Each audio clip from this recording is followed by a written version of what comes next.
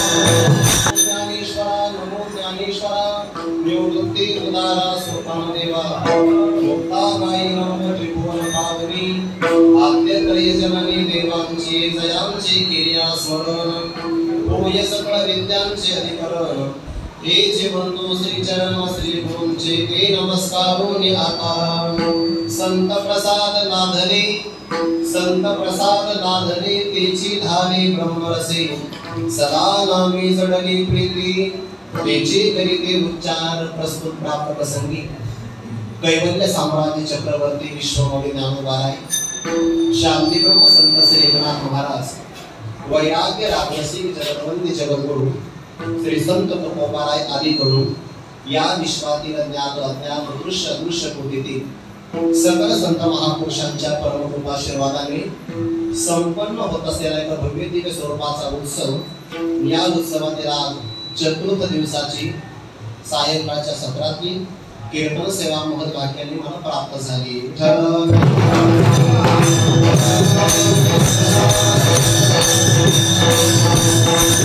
आपणा सर्वांच्या अंतःकरणामध्ये विराजमान सर्व व्यापक परमात्म्याच्या सेवेकरिता म्हणून घेतलेला अभंग वारकरी संप्रदायामध्ये ज्यांचं प्रमाण अंतिम प्रामाण्य म्हणून ग्रहण केलं जातं।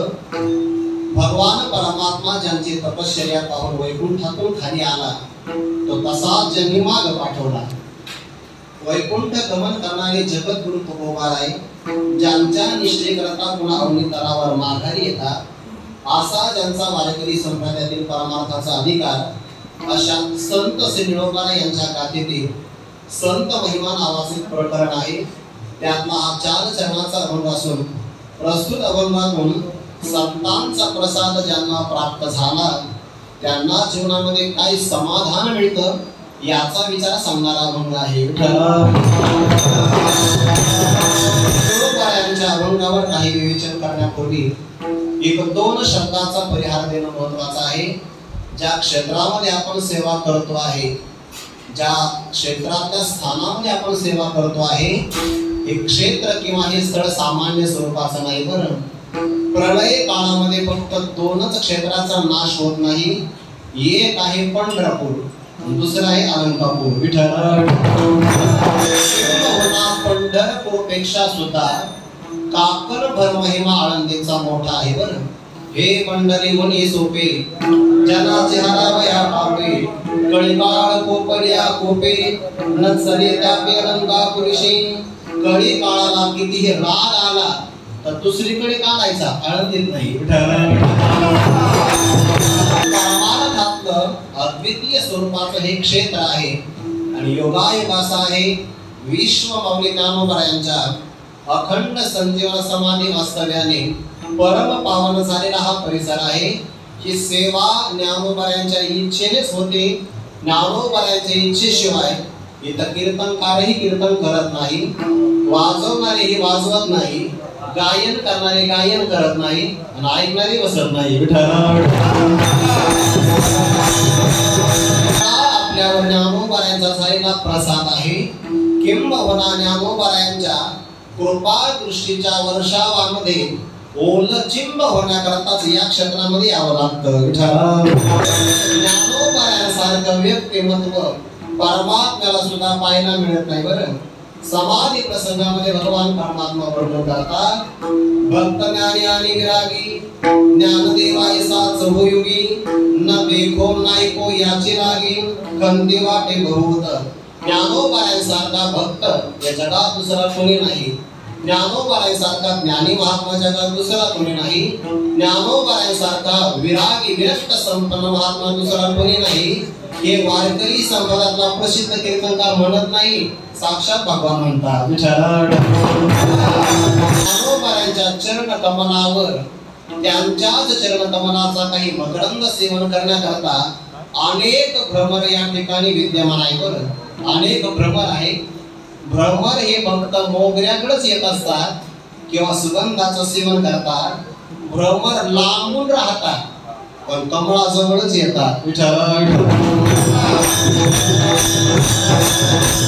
महाराष्ट्राच्या अनेक प्रांतातून आलेले सगळे साधक म्हणजे ज्ञान पिपासू भ्रमरच आहे. आणि कोणत्या चरण कमलाचा स्वीकार करतात? ज्ञानोबाऱ्यांच्या. माझ्या मनामध्ये भाव आला बरं परमेश्वर महाराज. ज्ञानोबाऱ्या राजे बघा, राजे ज्ञानी आमचा राजा गुरु महाराज. मग राजा जर म्हटला की राजाचा दरबार श्रीमंत असतो आणि श्रीमंत राजाच्या दरबारामध्ये अनेक रत्न असतात. मृदंग वाजवणारे असे रत्न आहे ज्यांच्यावर महादेवाचाच प्रसाद आहे. गायन करणारे असे रत्न आहे ज्यांच्यावर सरस्वती मातेचा प्रसाद आहे. किंबहुना माझ्या मनातली भावना अशी आहे हे नाथ ब्रह्माचे उपासक आहे. काही ज्ञानेश्वरीचं पारायण करतात, शब्द ब्रह्माचे उपासक आहे. या सगळ्यांचं साध्य परब्रह्म आहे.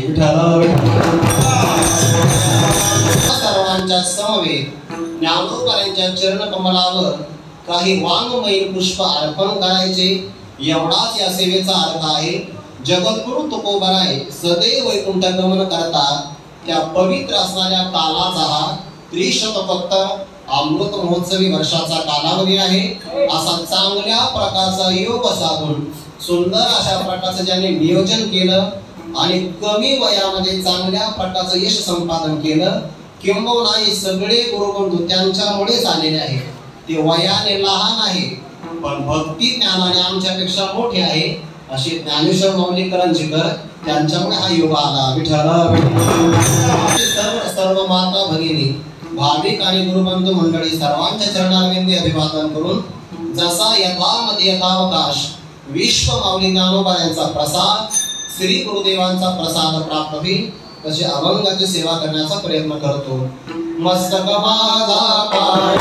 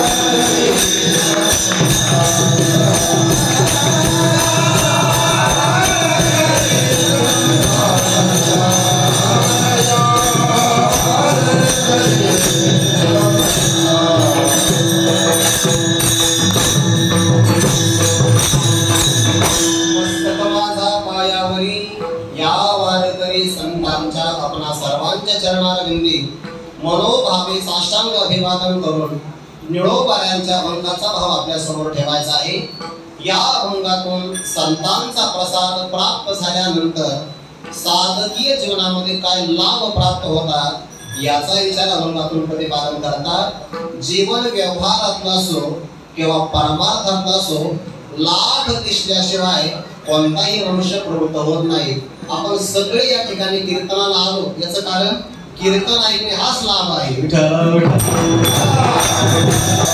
लाभाशिवाय व्यवहारही घडत नाही आणि लाभाशिवाय परमार्थही करता येत नाही। लाभ आपल्या समोर असेल तर सगळे माणसं प्रवृत्त होतात यात नवल नाही। मूर्ख सुद्धा विनाकारण आपल्या जवळ येत नाही। प्रयोजन उद्देश न बंधोपि प्रवर्तते। जर मंद प्रवृत्त होत नाही तर शुद्ध कसा प्रवृत्त होईल? लाभा करता सगळे जण वाटचाल करतात। पण लाभाचे दोन प्रकार आहे, एक प्रपंचातला लाभ आहे, दुसरा परमार्थातला लाभ आहे।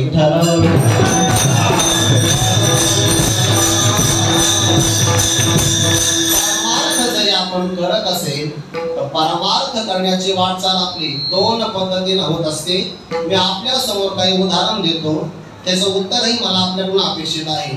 आपण जेव्हा भोजन करतो त्या भोजनाचे आपल्या समोर दोन प्रकारचे उद्दिष्ट असतात। काय काय असं सांगा बरं? आपण जेव्हा भोजन करतो त्याचे दोन उद्दिष्ट असतात। एक, लागलेली भूक शांत व्हावी आणि दुसरी, तृप्ती प्राप्त व्हावी।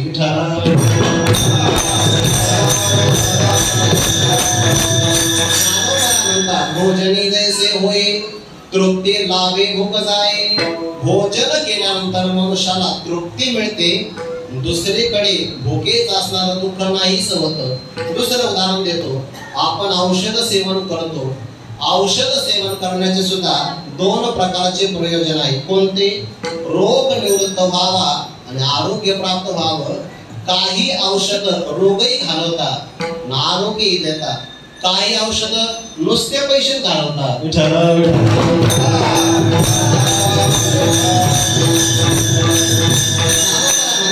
सेवेली अमृत सरिता रोग दौडोनी पण सुद्धा अमरपण उचिता देऊनी घाली। अमृताच्या नदीचं आपण सेवन केलं तर सगळे रोग जातात आणि अमरपण आपल्याला प्राप्त होतो।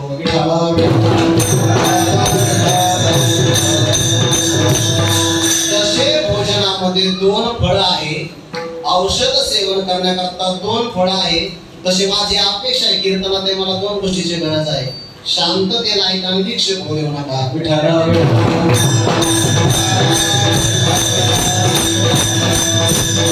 जर व्यवहारात आपण दोन दोन गोष्टीचा विचार करतो तर परमार्थामध्ये सुद्धा वाटचाल करणारा साधक दोन गोष्टीचा विचार करतो। विचार सागरात पहिल्याच तरंगात ही आलेला आहे। दुःखाची आत्यंतिक निवृत्ती व्हावी आणि परमानंदाची आपल्याला प्राप्ती व्हावी याकरता सगळे जण प्रयत्न करतात। पामरापासून तर मुक्त महात्म्यापर्यंत सगळे जण प्रयत्न करतात। काहींच्या प्रयत्नाला यश येतं, काही यशाच्या टप्प्यात असतात आणि काहीला यशच माहिती नसतं।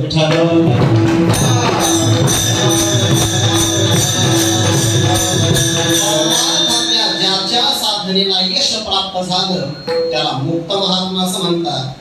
यशाकरता जो वाटचाल करतो त्याला साधक किंवा मोक्ष असं म्हणतात।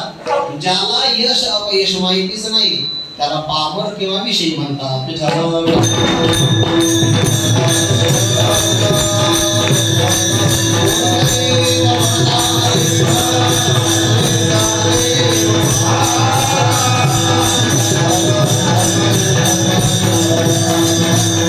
लहान मुलंच आहेत ते, लहान मुलांकडून मोठ्या माणसाची अपेक्षा करूच नाही। लहान मुलांनी मोठ्या प्रमाणे वागावं अशी अपेक्षा नाही, फक्त मोठ्याकडून एक अपेक्षा आहे की त्यांनी लहानप्रमाणे वागू नये।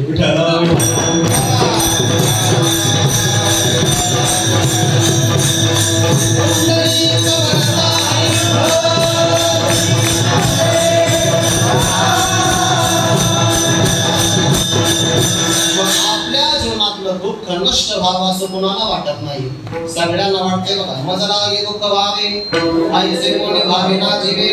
कोणाची पण अपेक्षा नाही मला दुःख मिळावं, पण अपेक्षा न करता सुद्धा दुःख मिळते बघा, त्या दुःखाची आत्यंतिक निवृत्ती व्हावी अशी मुमुक्षूची अपेक्षा आहे. दुःख एकदा गेलं की दुःखाने परत येऊच नये, याला आत्यंतिक निवृत्ती असं म्हणतात. हे जशी एक अपेक्षा आहे तशी साधकाची दुसरी अपेक्षा आहे की असा आनंद प्राप्त व्हावा, असं सुख समाधान मिळावं जे एकदा आलं की परत आपल्यापासून जाऊच नये. दोन प्रकारे बरं, दुःख गेलं की दुःखाने परत येऊच नये आणि आनंद आला की आनंदाने परत जाऊच नये.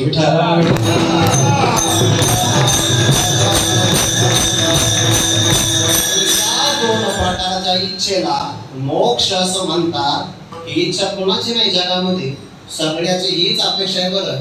तो धार्मिक असो किंवा अधार्मिक असो, सांप्रदायिक असो किंवा असांप्रदायिक असो, आस्तिक असो का नास्तिक असो, देवाला मानणार असो किंवा देवाला न मानणार असो, सगळ्याला ज्या अर्थी दुःख निवृत्तीची आणि परमानंदाची प्राप्तीची आवश्यकता आहे, अपेक्षा आहे, याचा अर्थ सगळे मुमुक्षुच आहे. पण सगळ्यांचे प्रयत्न मात्र सफल होत नाही बरं. सगळे आपापल्या मनानेच प्रयत्न करतात, म्हणून व्यापक आनंद कोणालाच मिळत नाही. मिळाला तर आनंदाचा शिंतोडा मिळतो.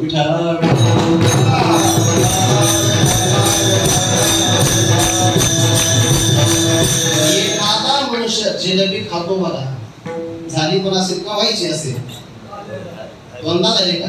आज अपेक्षा करू नका, सोमवार आहे. जिलेबी एखादा मनुष्य खातो, त्या जिलेबी मध्ये काय असतो? पाक असतो ना, साखरेचा पाक असतो. साखरेचा पाक मनुष्याला गोड लागतो. जिलेबी मध्ये आलेली गोडवी अल्प आहे बघा, गोडी अल्प आहे. पण त्या कढईमध्ये असणारा साखरेचा पाक, त्याची गोडी व्यापक आहे. तसं विषयातला आनंद जिलेबीतली गोडी आहे, परमार्थातला आनंद मोठ्या कढईतला आहे.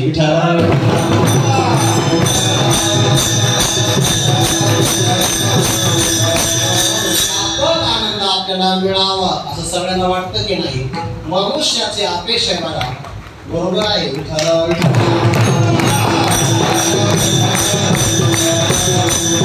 मनुष्याला असं वाटतंय आपल्या आनंदाला प्रतिबंध नसावा, मला आळंदीत जसा आनंद मिळावा तसा गावाकडेही मिळावा, अपेक्षा आहे की नाही आपली? म्हणजे आपल्या आनंदाला देशाचा प्रतिबंध नसावा.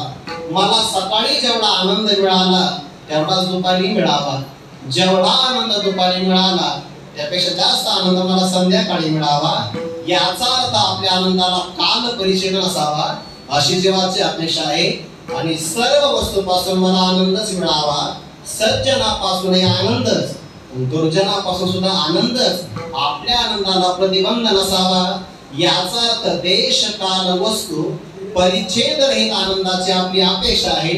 या व्यापकाला ब्रह्मानंद किंवा ब्रह्मरस म्हणतात.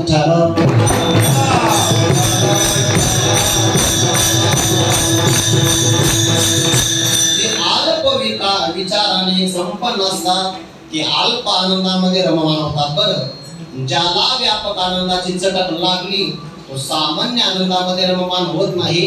ज्ञानोबा म्हणतात, जो अमृताला नाव ठेवतो तो ज्याप्रमाणे कांजीचं सेवन करत नाही, जो अमृताची ठेवी तो जैसा कांजी न सेवी, तसा ज्याला आत्मानुभव प्राप्त झाला तो विषयाच्या आनंदाच्या पाठीमागे धावत नाही बघा. धावत असेल आणि जरी तो स्वतःला धार्मिक म्हणून घेत असेल तर तो धार्मिक नाही, पारमार्थिक नाही, व्यावहारिक किंवा प्रापंचिक आहे.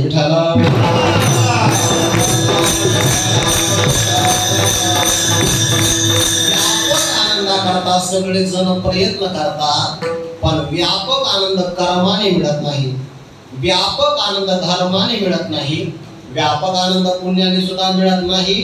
महाभारतातलं उदाहरण आपल्या समोर ठेवतो. महाभारतामध्ये ययाति नावाचा एक राजा होऊन गेला. त्या राजाचे लग्न 2 झाले आणि 2 पत्नीचे परस्परामध्ये भांडण झाले. एका सासऱ्याने त्या राजाला वृद्धापणाचा शाप दिला. राजाने तपस्वी महात्म्याला सांगितलं, मला तारुण्य असताना वार्धक्य चांगलं नाही, माझ्या मनातल्या इच्छा अजून पूर्ण झाल्या नाही, मला परत विवाहावस्था प्रदान करा. महात्म्याने सांगितलं, माझी वाणी तपाची वाणी, एकदा निघून गेली निघूनच गेली, परत तिच्यामध्ये बदल होणार नाही. तपाची वाणी बघा, जुन्या काळातल्या महात्म्यांच्या वाणीच्या तपाचा प्रभाव असा होता की शाप लागायचा.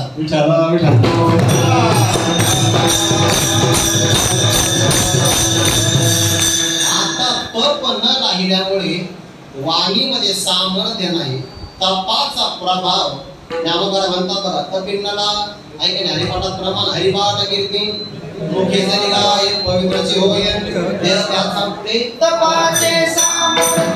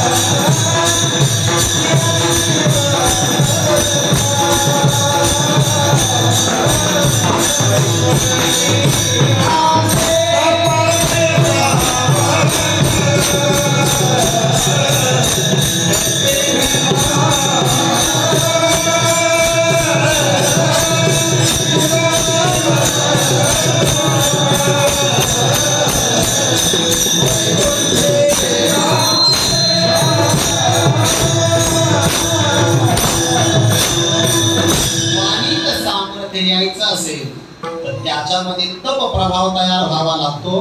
प्राचीन काळामध्ये ऋषीमुनी तप करायचे. कायिक तप, वाचिक तप, मानसिक तप, 17 वाद्य बघून घ्या लक्षात येईल. त्या तपाच्या सामर्थ्यामुळे ययाती राजाला युवावस्था असताना वृद्धपणा किंवा वार्धक्य अवस्था प्राप्त झाली. त्याने सांगितलं माझ्या जीवनात अपेक्षा काही पूर्ण झाल्या नाही, मला परत तरुण करा. ऋषीने सांगितलं बाण एकदाच निघाला की परत मागे येत नाही. लक्ष वेधली आईवरी, बाण धावे चित्तवरी. बाण एकदा धनुष्यातून निघून गेले मागे येत नसतात.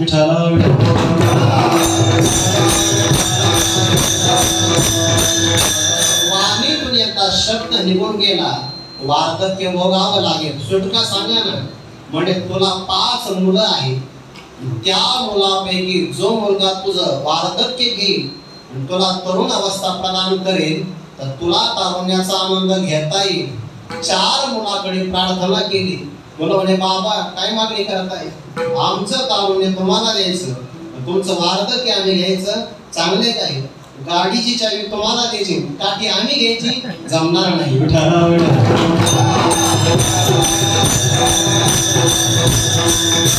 होणार नाही. 4 मुलाला शाप देणार ययाती राजाने आणि शेवटच्या मुलाने ऐकलं. ययाती राजाने हजारो वर्षापर्यंत भोग भोगले पण मनासारखा आनंद मिळाला नाही. त्या ययाती राजाचं वचन आहे महाभारतामध्ये, न जातु कामकामानं भोगेन शाम्यति हविषा पुष्पवर्त्मेव भूयेवा विवर्धते. अग्नीमध्ये लाकडं टाकले जसा अग्नी शांत होत नाही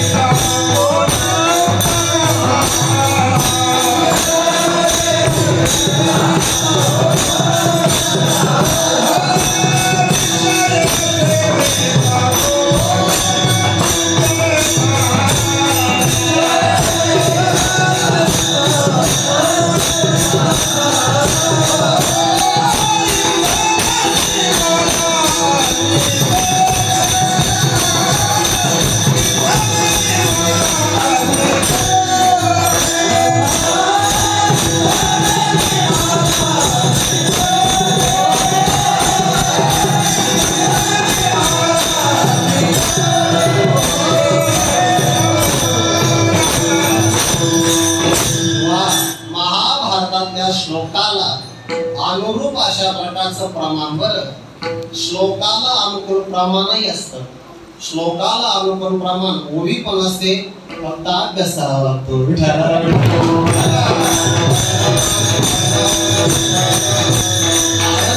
वैभव आहे बघा. कीर्तनकाराचं जेवढं पाठांतर त्याही पेक्षा जास्त गायनाचार्याचं. अनुरूप अशा प्रकारचं प्रमाण ऐकायला भेटतं. गावाकडे प्रमाण नाही ऐकायला भेटत. त्यांना आठवलं तर ते आपण ऐकायचं. काही काही लोक कीर्तनकाराच्या मुखातला फक्त शब्द ऐकतात. शब्द ऐकला की प्रमाण जोडून देतात. का बरं? मग चाल बसलेली.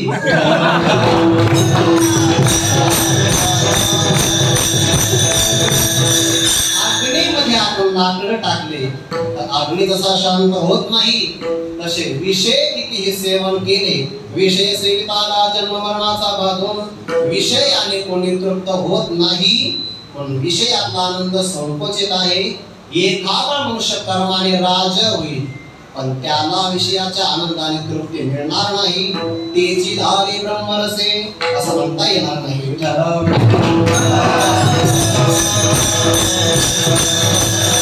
एखाद्याने 100 यज्ञ केले, 100 यज्ञाचं पुण्य संपादन करून स्वर्गाचा राजा इंद्र झाला, तरी सुद्धा तो आनंदाने संपन्न होत नाही बरं. कारण इंद्राच्या आनंदाला क्षय आहे आणि इंद्राच्या आनंदाला अतिशय नावाचा दोष आहे. इंद्रापेक्षा कोणाचा तरी आनंद जास्त आहे किंवा इंद्राच्या आनंदाला ओटी आहे. मग दया पुण्याची पावटी सरे, सवेची इंद्रपणाची ओटी उधरे आणि येऊ लागते माघारी मृत्यू लोका. इंद्राचा आनंद कुठपर्यंत माहितीये का? जोपर्यंत इंद्राच्या खिशात 100 यज्ञाचं पुण्य आहे तोपर्यंत. एकदा इंद्राचं चलन संपलं की तिथून चलायचं, खाली यायचं.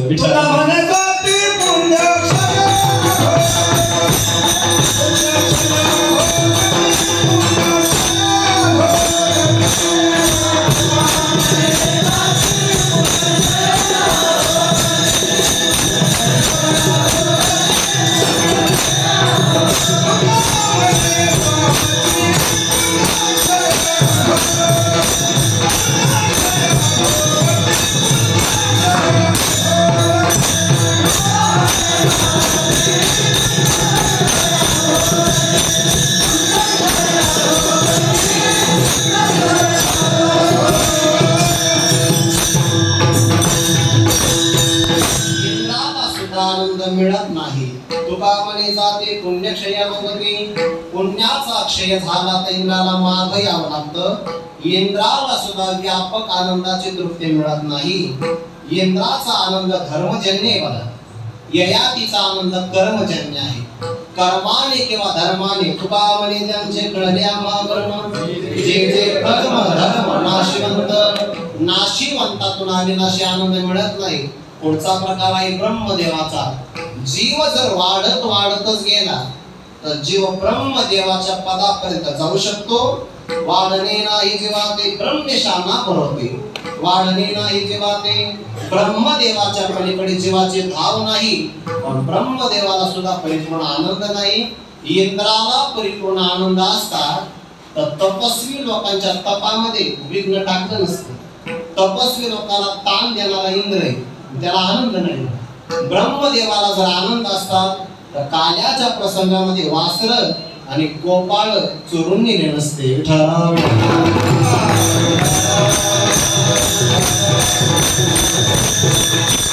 ब्रह्मदेव सुद्धा आनंदाने पूर्ण नाही, तृप्त नाही. इंद्र सुद्धा तृप्त नाही. चक्रवर्ती सम्राट सुद्धा तृप्त नाही. मग ब्रह्मरसाच्या आनंदाने कोणीच तृप्त नाही का? निळोबाऱ्या सांगतात हो, एक मात्र वर्ग असा आहे की तो ब्रह्मरसाच्या आनंदाने तृप्त झालेला आहे. कोण? संत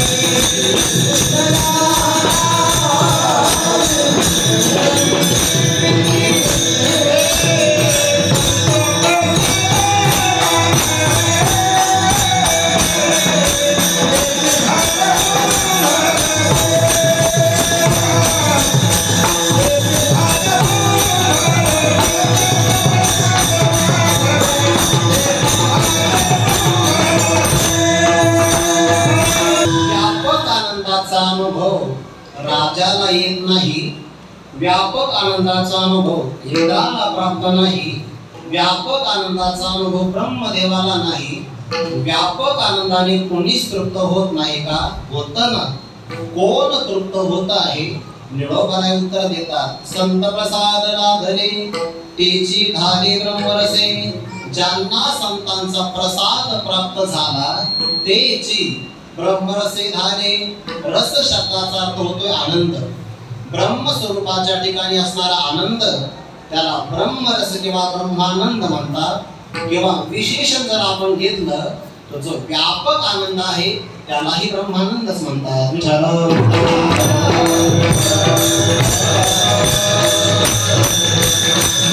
व्यापक आनंदाने तृप्त व्हायचं असेल याकरता संत प्रसाद मिळावा लागतो.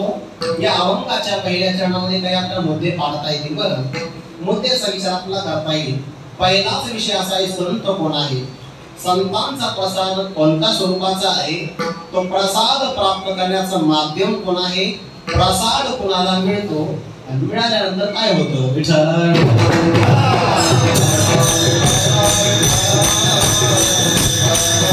प्रसाद मिळण्याकरता संत असावे लागतात. बरं, संतांचं काय लक्षण आहे? संत वेशावर अवलंबून नाही, संत देशावर अवलंबून नाही, संत कवित्व करण्यावर अवलंबून नाही. नवती ते संत करिता कवित्व. संत वेशावर अवलंबून नाही, संत देशावर अवलंबून नाही. संतत्व ही अंतःकरणाची वृत्ती आहे आणि ती वृत्ती किंवा भूमिका ज्याला प्राप्त झाली त्याला संत असं म्हणतात. संतांचे आपल्याला काही लक्षण बघावे लागेल. संतांचं आपल्याला कर्म मार्गातून लक्षण बघावं लागेल. संतांचं उपासना मार्गातून लक्षण बघावं लागेल. संतांचं साध्य बघावं लागेल. संतांची साधना बघावी लागेल. संतांचा बोध बघावा लागेल. हे सगळं पाहिलं की मग संत लक्षात येतील. पण येतीलच असं काही सांगता येत नाही.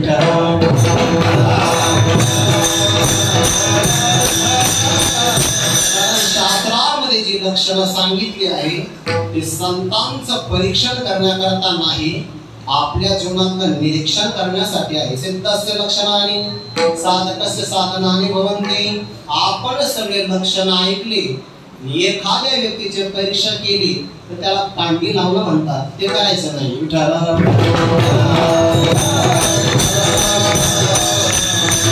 कर्मावरून आपल्याला संत पाहता येतील. तो कर्मे करे सकळे, परिकर्म म्हणता ना कळे. ज्याचं कर्म लोक संग्रह करता असतं त्यांना संत असं म्हणतात. देखी प्राप्तार्थ झाले, जे निष्कामता पावले तयाही कर्तव्य असे उरले लोका लागी. तैसे संत जगी क्रिया करुणी दावे ते अंगी. संत कर्मातून कर्म करून दाखवतात. हे संतांचं कर्माचं लक्षण आहे. संतांचं साध्यावरून एक लक्षण आहे. तेचे संत ज्यांचा हेत विठ्ठली. हे संतांचं साध्य लक्षण आहे. बघा, अगोदरचं कर्म लक्षण आहे. संतांचं एक लक्षण आहे ज्ञानाचं. आत्मज्ञान हे चोखडी. संत जे माझी रूपडी. जे आत्मज्ञानाने संपन्न आहे ते संतांचं ज्ञान लक्षण आहे. तसं संतांचं एक गुण लक्षण सुद्धा आहे. बघा, ज्यांच्या ठिकाणी दैवी संपत्तीचे गुण राहतात त्यांना संत असं म्हणतात. संत तोचे जाना जगी.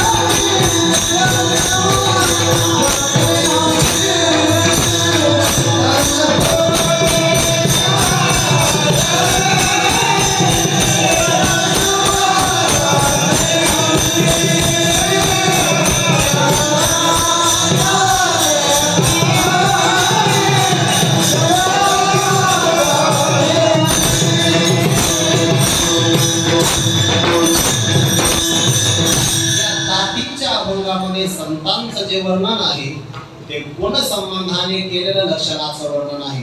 संत तोचितानाजली दया क्षमा ज्याचे अंगी दैवी संपत्तीचे लक्षण ज्यांच्या ठिकाणी आहे त्याला संत असं म्हणतात। आणि अशा संतांचा प्रसाद मिळाला पाहिजे। बरं, प्रसाद शब्दाचा अर्थ होतो प्रसन्नता। ज्या कर्मातून प्रसन्न होतील संत असं कर्म केलं की त्यांचा प्रसाद मिळत असतो।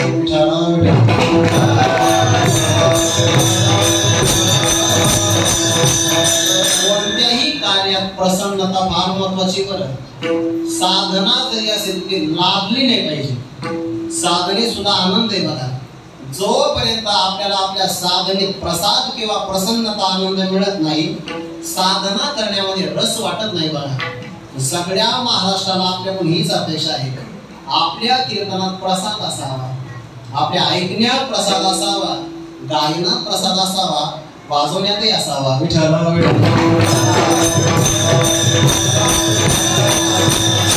जेणेकरून कीर्तन मर्यादा अबाधित संरक्षित राहील आणि कीर्तनातली प्रसन्नता कायम टिकून राहील असा जर आपण निश्चय केला तर आपल्या संप्रदायासारखा संप्रदाय जगात दुसरा कोणता नाही।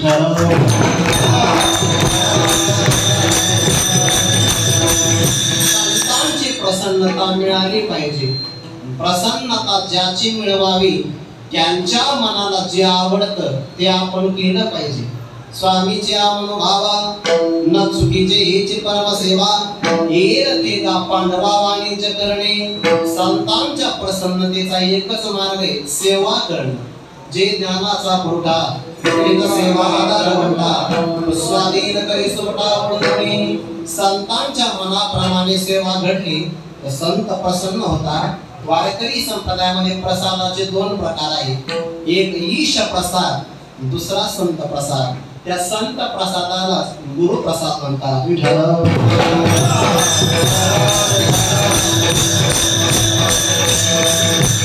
भगवान परमात्म्याने भक्तराज अर्जुनाला विचारलं, अरे अर्जुना सगळ्या प्रकारचं तुला ज्ञान सांगितलं, सांग बरं तुझ्या ठिकाणी अज्ञान आहे की नाही? तरी स्वाज्ञान जनिते मागिले मोहे तुझे भुलविला तू येते असे की नाही? मागे तुला अज्ञानाने भ्रमात टाकलं होतं, आम्ही तुला आत्मज्ञानाचं प्रतिपादन केलेलं आहे। तुझ्या ठिकाणचा मोहाचं कारण अज्ञान आहे का नाही सांग बरं? असेल तर परत गीता सांगतो, नसेल तर इथंच थांबतो असं देव म्हणाले। भक्तराज अर्जुनाने उत्तर दिले बघा, नष्टो मोहा स्मृतिर्लब्धा तत्प्रसादान मयाच्युत स्थितोस्मि गत संदेह करिष्ये वचनं तव। मला त्या श्लोकाचा विस्तार नाही घ्यायचा, त्यातनं मला एक पद घ्यायचं आहे। प्रभो माझ्या जीवनातला मोह नष्ट झाला, मला आत्मस्वरूपाचं स्मरण प्राप्त झालं, पण आपली तशी बुद्धिमत्ता नाही। मग तत्प्रसादा तुमच्या प्रसादामुळे हे झालं आहे। शहाण्या मनुष्याने शरीर स्वतःकडे घेऊ नये, झालं मला प्राप्त पण ज्ञानोबरांचा प्रसाद आहे।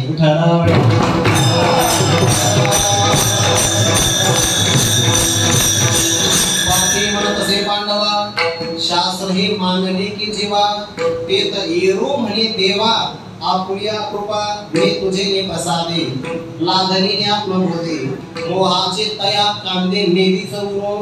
भक्तराज अर्जुना म्हणतात तुमच्या प्रसादाने मला आत्मबोध प्राप्त झाला, त्यामुळे मोहाचा कंद मी राहूच देत नाही। प्रसाद देवाचा तेने जे ईश प्रसादे, प्रसाद देवाचा मिळाला पाहिजे। देवाचा प्रसाद जर मिळवायचा असेल ना तर त्याला कर्म प्रामाणिकपणाने करावं लागतं। तया सर्वात्मका ईश्वरा स्वकर्म कुसुमांची मीरा पूजा केली होया पारा तुषा लागे म्हणून ते तुझे रिजलेने आत्मराजे वैराग्य सिद्धी देईचे पसाय। पसाय म्हणजेच प्रसाद। बरं, वैराग्य नावाचा प्रसाद परमात्मा आपल्याला देतो, याकरता प्रामाणिकपणाने कर्म करावं लागतं। असा प्रसाद जर मिळाला तर तो बरा म्हणतात जेवण करा देवाच्या प्रसादे।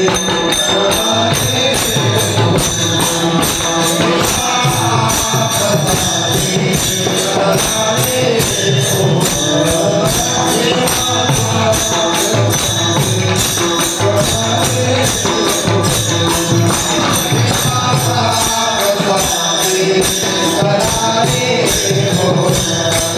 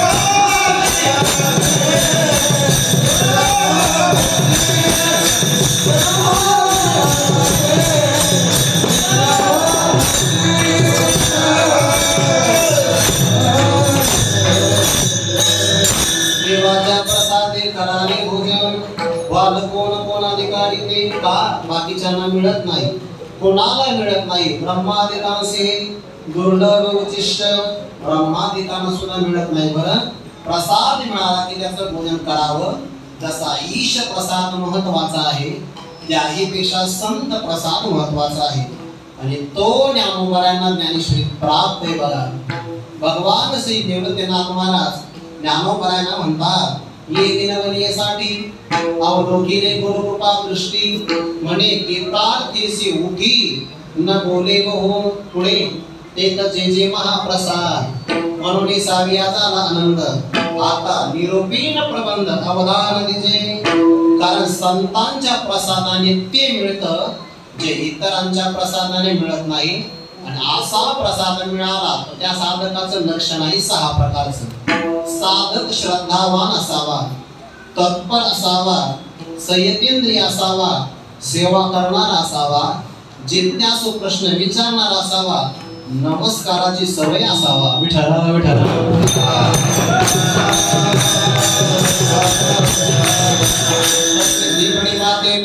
परिप्रश्नेन सेवया। दुसरं प्रमाण श्रद्धावान लभते ज्ञानम, तत्परः संयतेंद्रियः। असा साधक असेल तर त्याला संतांची प्रसन्नता मिळते। सेवा या प्रसन्नतेचा मार्ग आहे। मग या मार्गातून साधक गेला तर मिळतं काय? त्याला ब्रह्मरसाचं पक्वान्न मिळतं। बरं, ब्रह्मरसाचं पक्वान्न त्याची इच्छा असो किंवा नसो, फक्त संत प्रसाद मिळाला की त्याला ब्रह्मरसच मिळतो। उदाहरण देतो म्हणजे लक्षात येईल।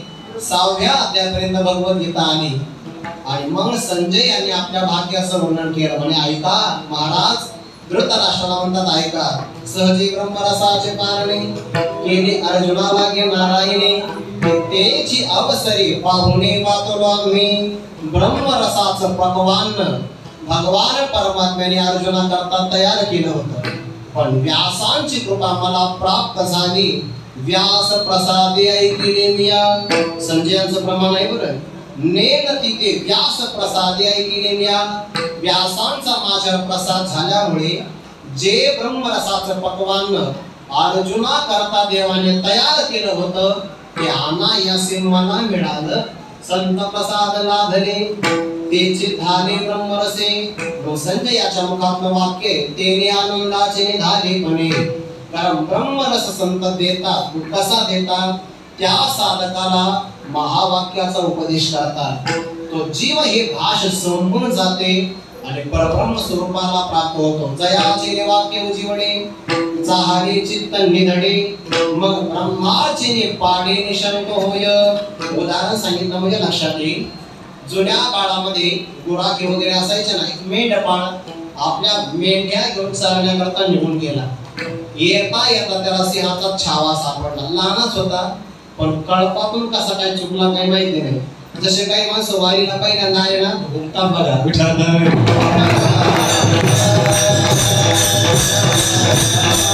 आता ज्ञानोबरांच्या सोहळ्यात चालला आणि ज्ञानोबरांच्या सोहळ्यात हरवला तर काही अडचण नाही, पालखी तळावर सापडू शकतो। पण काही वारकरी एवढे तयार असतात, ज्ञानोबरांच्या सोहळ्यात चालतात आणि तुकोबरांच्या सोहळ्यात हरतात। का? कारण पुण्यात एकत्र चालतात ना कधी कधी। असा जर हरवला तर काय सापडणार आहे?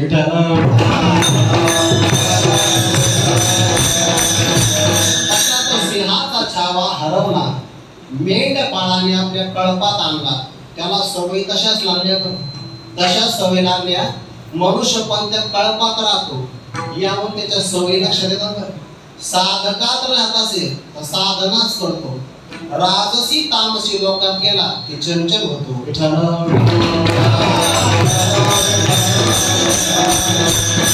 कायम लक्ष दिलं पाहिजे आपण कोणत्या कळपात। आपल्याला लोकांचे आमंत्रण नाही आले तरी चालेल, पण आपला कळप चांगला असावा।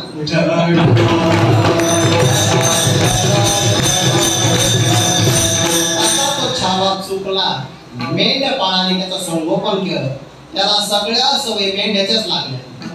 तसंच ओरडायचं, हिरवा चारा खायचा।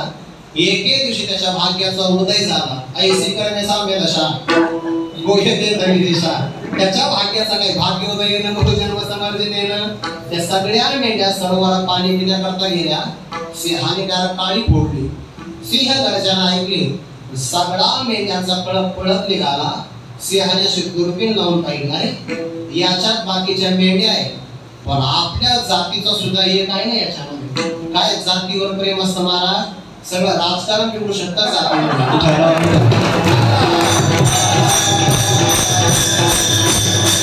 घातक आहे बरे, घातक आहे.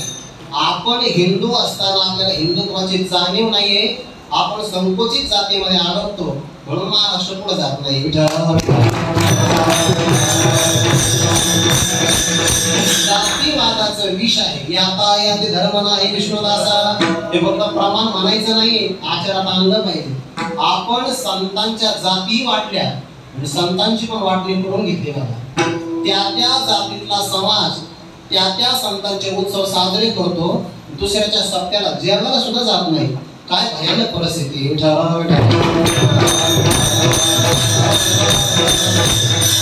विश्वाची माझे घर असं म्हणणारा आपला संप्रदाय आहे. आपला आदरपतन किती खाली चालले याचा विचार केला पाहिजे. सिंहाने विचार केला मेंढ्याच्या काळात, आपला छावा सिंहाने छलांग मारली बघा. त्या पंजाब त्याला पकडलं, तिथला पंजा घ्या.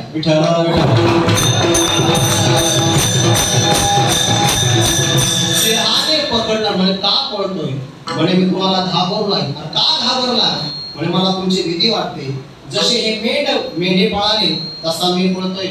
पळण्याचं पुढे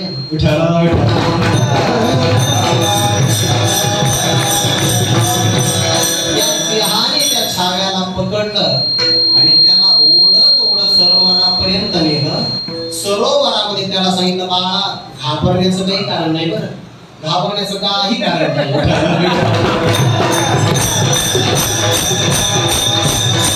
अरे मी सिंह आहे, तू सुद्धा सिंहच आहे, आणि मला तर असं वाटत नाही. कळप चांगला असेल तर माणसाची प्रगती होते.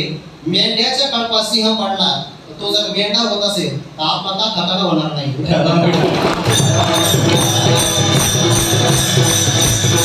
सिंहाने सरोवराजवळ त्याला नेलं आणि सांगितलं सरोवरात पहा, जशी माझी आयाळ आहे, मुखाची रचना आहे, तशी तुझी देखील रचना आहे. बरोबर आहे की नाही. आता मी जशी गर्जना करतो तसा तू सुद्धा षड्ज लाव. सिंहाने गर्जना केली, छाव्याने पण गर्जनाच केली. आता छावा छावा असताना स्वतःला मात्र मेंढा समजत होता, तसा जीव ब्रह्म असताना स्वतःला जीव समजतो. संत येतात आणि त्याला आपल्या स्वरूपाचं ज्ञान करून देतात.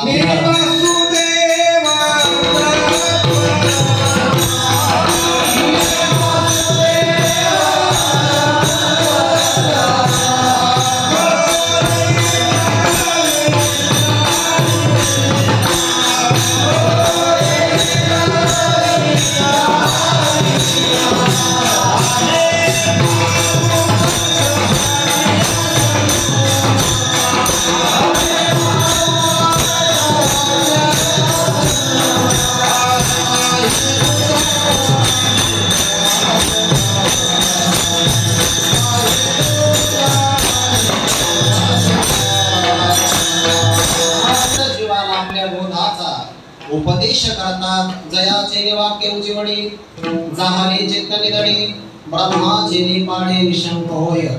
जीव हे भाष सरे, ब्रह्म परमात्मा बोधे भरे. एकता परमात्मा बोधाला प्राप्त झाला की संत प्रसाद लाभले. तेची धाने ब्रह्मरसे, तो ब्रह्मरसाने तृप्त होतो. जो ब्रह्मरसाने तृप्त झाला तो विषयातल्या आनंदामध्ये रममान होत नाही. ज्ञानोबाने उदाहरण देतात, एखाद्या सरोवरामध्ये कमळ असावे आणि कमळाच्या शुद्ध पत्रावर बसून, उद्या परवाच पौर्णिमा येणार आहे, पौर्णिमेच्या चंद्राच्या किरणातून पाझरणारे अमृताचे कण ज्या चकोराने सेवन केले, तो चकोर वाळवंटातले खडे साखत नाही बघा. सांगे कुंदळाचे ताटे, जो जेविला चंद्र किरणे चोखटे, तो चकोर काय वाळवंटी चुंबित असे. तसा ज्याला ब्रह्मरस प्राप्त झाला तो विषयाच्या आनंदामध्ये रममान होत नाही. सगळ्यात मोठा आनंद ब्रह्मरसाचा आहे. रसो ब्रह्मरसम लब्ध्वा नंदी भवति नान्यथा. पंचदशिकारांनी म्हटले आनंदम ब्रह्म, सत्यम ज्ञानम अनंतम ब्रह्म, विज्ञानम आनंदम ब्रह्म. आणि हा आनंद ज्याला मिळाला त्याची तुलना करता येत नाही बरं. ते विचार सागराच्या 5व्या तरंगामध्ये कोणाला किती आनंद मिळतो याचा विचार केला आहे. थोडा विस्तार याचा करतो, कारण विस्तार का केला? पहिल्या चरणात ब्रह्म आले, ब्रह्म व्यापक आहे म्हणून विस्तार. विठ्ठल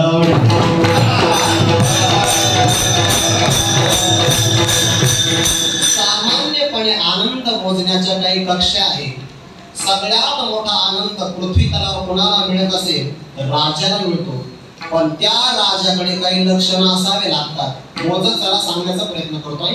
पंचदशीकाराचं म्हणणं आहे, युवा रूपीच विद्यावान, निरोगो दृढचित्तवान, सैन्योपेतः वित्तपूर्णां, सर्व पृथ्वी प्रपालयन. असा जो राजा आहे ना, राजा विठ्ठल विठ्ठल, त्या राजाला जो आनंद मिळतो, राजाचे लक्षण सांगितले. राजा युवा असावा, युवा म्हणजे तरुण असावा. सध्याला तसा राजा कोणताच नाही बरं, जगात नाही बरं. युवा रूपवान असावा, निरोगी असावा, स्थिर मनाचा असावा, विद्वान असावा, धान्याने संपन्न असणाऱ्या सगळ्या पृथ्वीचं परिपालन करणारा असावा आणि सैन्याने संपन्न असावा. अशा राजाला जो आनंद मिळतो त्या राजाच्या आनंदाला मानुष आनंद म्हणतात. आणि इथपासून पुढे ज्यांचे ज्यांचे नाव येईल त्या सगळ्यांना मागच्या पेक्षा 100 पटीने आनंद पुढे पुढे मिळत चालतो. मानुष आनंदापेक्षा 100 पटीने आनंद मनुष्य गंधर्वाचा, त्यापुढे देव गंधर्व, पितर, अजानदेव, कर्मदेव, इंद्र, बृहस्पती, प्रजापती आणि ब्रह्मदेव. सगळ्यात मोठा आनंद मिळतोय ब्रह्मदेवाला. ब्रह्मेशांना करवते वाढणे नाही जीवाते, जीव वाढला तर ब्रह्मदेवापर्यंत जातो. सगळ्यात मोठा आनंद ब्रह्मदेवाला. पण पुढे सांगितलं, एवढ्या मोठ्या ब्रह्मदेवाच्या आनंदापेक्षाही जास्त आनंद त्याला मिळतो ज्याच्या जीवनामध्ये वासना राहिली नाही, जो एकांत वासामध्ये राहतो. बरं, ब्रह्मरस गोडी दयासी सावली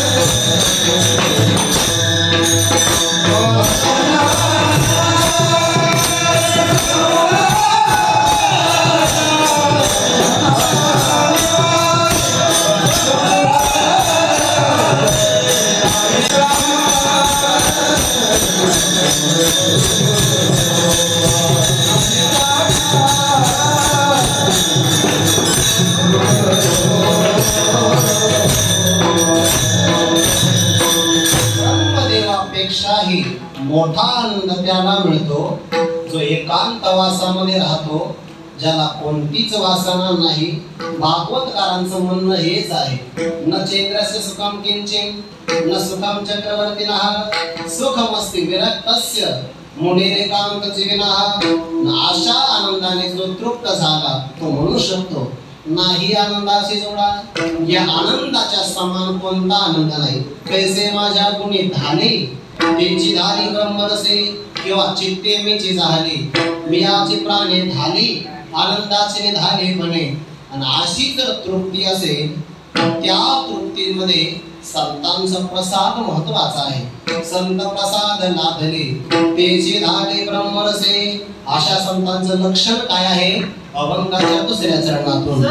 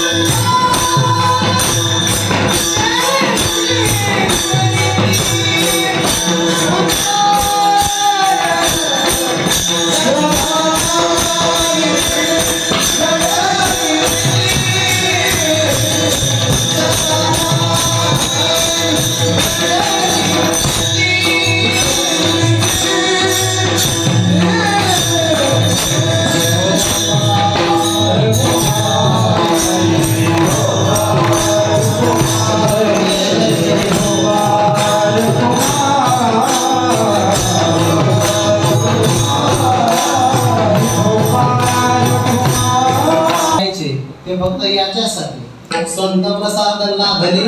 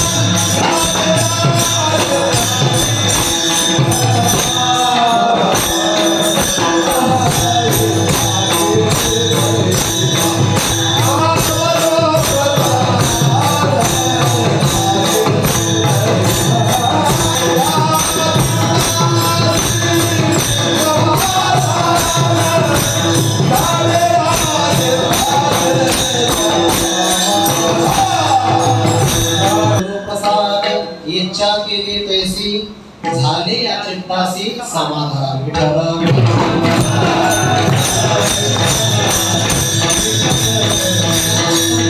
प्रसाद मिळाल्यानंतर साधक ब्रह्मरसाने तृप्त होऊन जातो, त्याला कोणती अपेक्षा राहत नाही बरं। जो अमृताते ठेवी तैसा कांजी नसेवी तैसा सुखानुभवी न भोगी रिद्धी, तो त्याची अपेक्षा करत नाही। व्यापक आनंदामध्ये संकोचित आनंदाची अपेक्षा नसते, तेची धावले ब्रह्मरसे। हे कार्य ज्या संतांच्या प्रसादाने होतं त्यांचं भक्तीच्या अंगाने काही लक्षण आहे का? निळोबाराय सांगतात हो आहे ना, सदा नामी जडली प्रीती, सदैव त्यांच्या अंतःकरणामध्ये नामावर त्यांची प्रीत जडलेली आहे, नामस्मरणावर प्रेम लागून राहिलेलं आहे। ज्याचं अंतःकरणामध्ये प्रेम असतं ते वाणीच्या रूपाने प्रगट होत असतं बरं। त्याचे करीते उच्चार अंतरीचे धावे स्वभाव बाहेरी घरिताही बरी आवरेना, म्हणून आवडता येत नाही।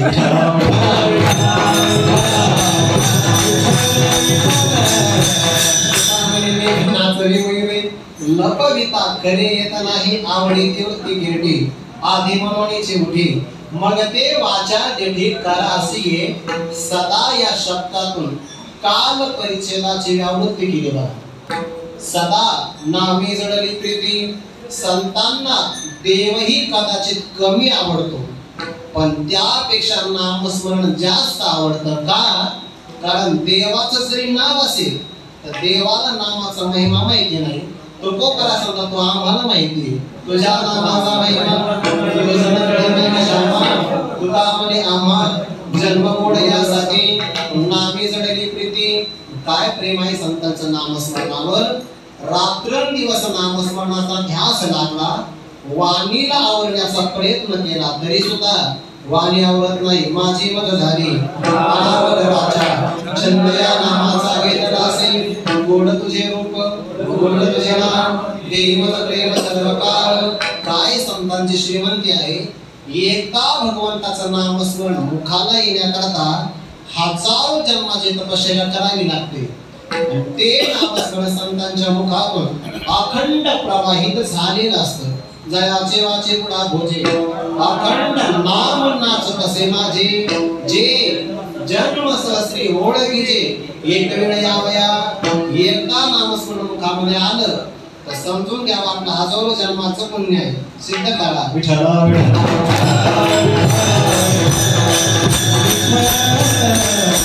जन्माचे तेव्हा एक नाम अनंत जन्माचे तप एक नाम अनंत जन्माचे सुकृत बदली त्याचे योगी हरी बैठा होय जन्म जन्मांतरी असेल पुण्य सामग्री तेव्हा भगवंताचं नामस्मरण येतंय सदा नामे जडली प्रीती तेची करीते उच्चार अशा संतांच्या ठिकाणी काही दैवी गुण असतात दैवी गुणाचं लक्षण अभंगाच्या पुढच्या तिसऱ्या आणि चौथ्या चरणामध्ये येत आहे पहिलं लक्षण आहे भक्तीचं भक्ती भागे ओ संतरे भक्ती भागे ओ संतरे भक्ती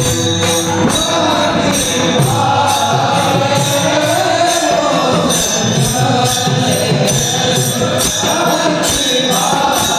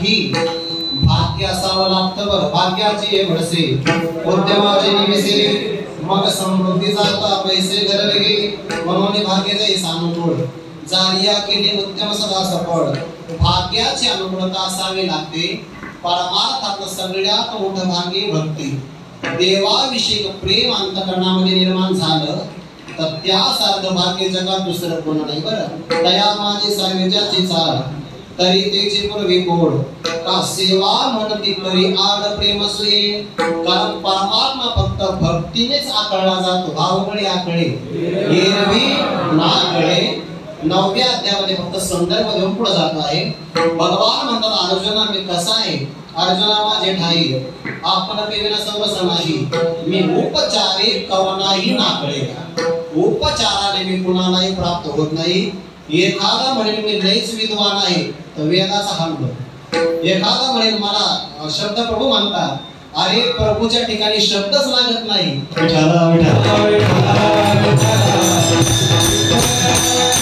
वेदासारखी विद्वत्ता कुणाकडे आहे अंतरुणातळवटे धडे बोलकेपणाच्या बाबतीमध्ये शेषासारखा कोण आहे तो स्वतः माघारी फिरतोय बरा तपाच्या बाबतीमध्ये भगवान शंकरासारखा कोण आहे अभिमान साडून पायवणी मातावा आहे आणि श्रीमंतीच्या बाबतीमध्ये लक्ष्मी सारखे कोण आहे म्हणून तर ज्ञानोबाला म्हणतात तैसे थोर लक्ष्मीचे शंभूची कल्पना पुरे लक्ष्मीचे थोरपण सरे ते तरी प्राकृत आणि हेंदरे केली जाणून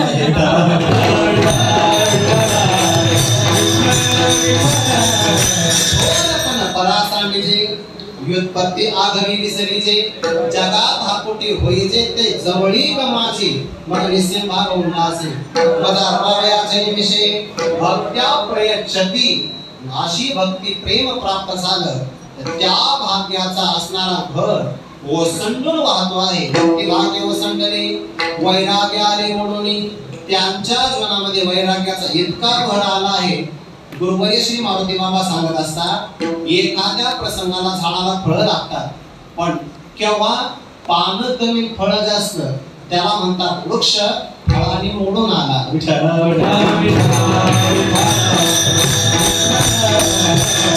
वैराग्याने मोडून सगळ्यात श्रेष्ठ वैराग्य पर वैराग्य. विषय जवळ आल्यानंतर सुद्धा याला विषय म्हणतात ही ज्यांना माहितीच नाही. विषय पासी आर्या असे नरिगे काय म्हणून नास वैराग्याचं प्रतीक जगद्गुरु तुकोबा आहे. वैराग्य शिरोमणी आहे. भक्तीचं भाग्य वैराग्य मोडोनी अत्यधिक प्रमाणात आलं आणि म्हणून मिळवणारे म्हणतात निळामणी अंगी शांती क्षमा विश्रांती ज्ञानाची.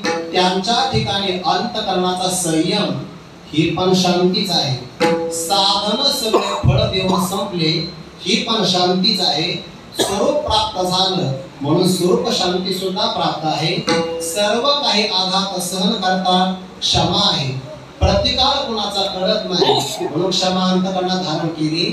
आणि ब्रह्मज्ञानाला विश्रांतीला जर यायचं असेल तर अशा संतांच्या अंतकरणाकरता ते येत असतं. तया तेचे घेवसे ते ज्ञान पावे निश्चित. जया माझी अचंबित शांती असे. ज्ञानाची विश्रांती ज्ञानोबा आहे. अंगी शांती श्रीमंत श्री नाथ महाराज आहे. आणि क्षमेच्या बाबतीमध्ये मंबाची गोवा मारतात तुकोबाने प्रतिकार करत नाही, क्षमा आहे.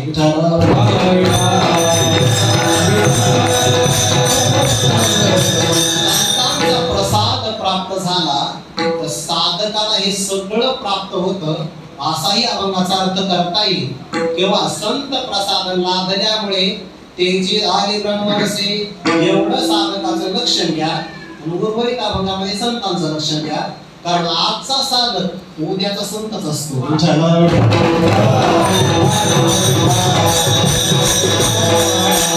संतांचा प्रसाद कोणाला मिळाला आहे का? हो, ज्यांच्या समोर आपण कीर्तन सेवा करत आहोत अशाच ज्ञानोबांचा प्रसाद एका व्यक्तिमत्वाला प्राप्त झाला. त्यांच्या जीवनामध्ये ब्रह्मरसाची तृप्ती झाली. आळंदी क्षेत्रामध्ये विसोबासाठी नावाचे गृहस्थ डाक होते. या सगळ्या असणाऱ्या निवृत्तीनाथाधिक भावंडाचा त्यांच्या अंतकरणामध्ये पराकोटीचा द्वेष होता. दिवाळीचा सण एकदा आला. आल्यानंतर सगळ्या घरोघरी चांगले पदार्थ तयार झाले. सगळ्या लोकांना असं वाटायचं की आपण या संतांना दिवाळीचे पदार्थ नेऊन गेले पाहिजे. पण या संतांचा नियम आहे की निवृत्ती ज्ञानेश्वर कोरांनाचे अन्न शिदा घ्यायचा, पण कोरडा शिदा घ्यायचा. त्यामुळे कोणते पदार्थ स्वीकारत नव्हते. एका भाविकाने काही सामग्री आणून दिली. निवृत्तीनाथाने ते पाहिल्यानंतर मुक्ताईला सांगितलं, अगं मुक्ता, तुला मांडे बनवता येतात का? मुक्ताईला एवढा आनंद झाला. कधी प्रवृत्ती न येणारे दादा आज मांडे खाण्याची अपेक्षा करत आहे.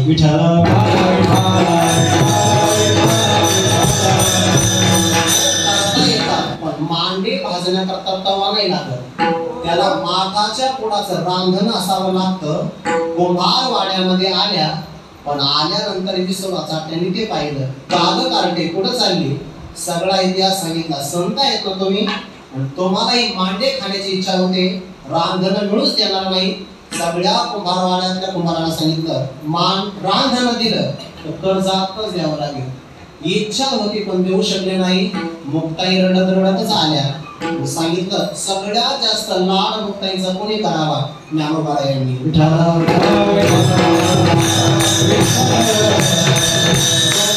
हात फिरवला, अश्रू पुसले, विचारलं मुक्ताई का रडते? दादांनी कधी नवत इच्छा प्रकट केली. सगळी सामग्री आहे, फक्त मांड भाजण्याकरता रांधण लागतं तेवढं नाही. तू तयारी तर कर म्हणे. दादा तू जर रांधण आणायला गेला तर तुलाही देणार नाही. त्याची काळजी तू करू नको, फक्त मांड्याची तयारी कर. सोपान देऊन निवृत्तीनाथ महाराज स्नानाकरता गेले. मग ज्ञानोबांनी मग योग धारणा करून ज्ञान देवे पेटविला पंचाग्नी. सगळ्या मुखातून ज्वाळा निघू लागल्या. आरक्ताने दिसत होती. डोळे लाल वर्णाचे झाले. मुखातून ज्वाळा निघू लागल्या. तापलेलं सोनं ज्याप्रमाणे दिसावं तसे लाल बुंद पाठ झाले. मांडा टाकला की तरारूनच वरती आला. हे सगळं चोरून सोबत साठी पाहत होता. तुम्ही अरे वा, या संतांचा अधिकार एवढा मोठा आहे. आपण एवढे दिवस नाहक त्रास दिला, आता यांचा कसा का होईना आपल्याला कसा मिळालाच पाहिजे. झडप घातली ज्ञानोबराने ताट माग सारलं. अरे उष्टे पदार्थ भूत खात असता तो भूतासारखा का वागतो, खेचरासारखा काय वागतो, माग सरक. फक्त एकच शब्द वापरला, मागे सर. ते मागे सर हा शब्द विसोबा खेचराने विसोबाचा त्यांनी उपदेश म्हणून मानला. परा पश्यंती मध्यमे होणी वैखरी होणी सरकत असेल. परा पश्यंती मध्यमा वैखरी या चार वाणीच्या पलीकडे सरकले. संत प्रसाद लागले तेचे धाले ब्रह्मरसे, सदा नामी जडली प्रीती तेचे करीते उच्चार ज्ञानेश्वर.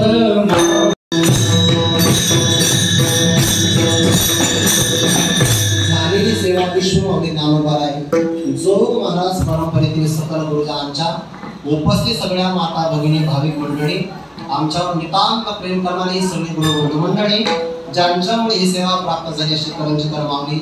हरिभक्तीपणे श्री नारायण महाराजांचा सर्व रत्नांचे चरणी सेवा समर्पित करून याच ठिकाणी थांबतो. विठ्ठल जय जय विठ्ठल.